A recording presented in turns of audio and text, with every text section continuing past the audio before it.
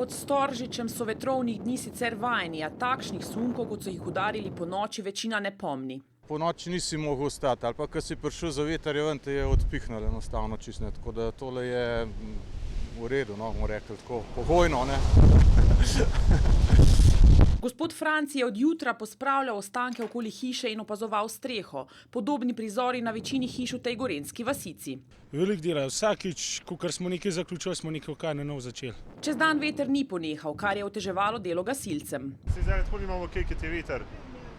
Gospa Katarina je vidno pretresena po nočnem dogajanju, ko so s hiše letele opeke. Zgornji del nadstropja njenega doma je uničen. Hudo, ali? Pa sama živela zdaj do pokojnino, ali od Boža, ne morem načrati. Izruvana drevesa, onemogočen dostop do hiše, podrta električna napeljava, podrti obcestni znaki. Veter je pokazal svojo moč. Dosti podobni so bili pred 9 letom.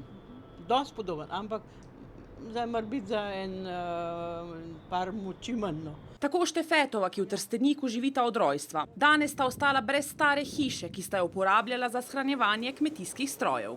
Sam zagledali smo, sam na tleh. Je bilo pa sam na tleh.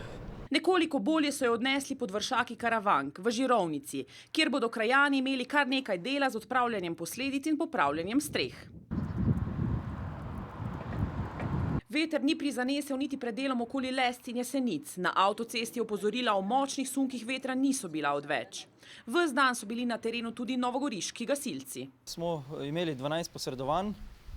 Predvsem gre za posredovanja v bistvu podrtega drevja, ki je padlo na cestišče, na objekte in pa na osebna vozila. Na izpostavljenih mestih je burja dosegla 130 km/h.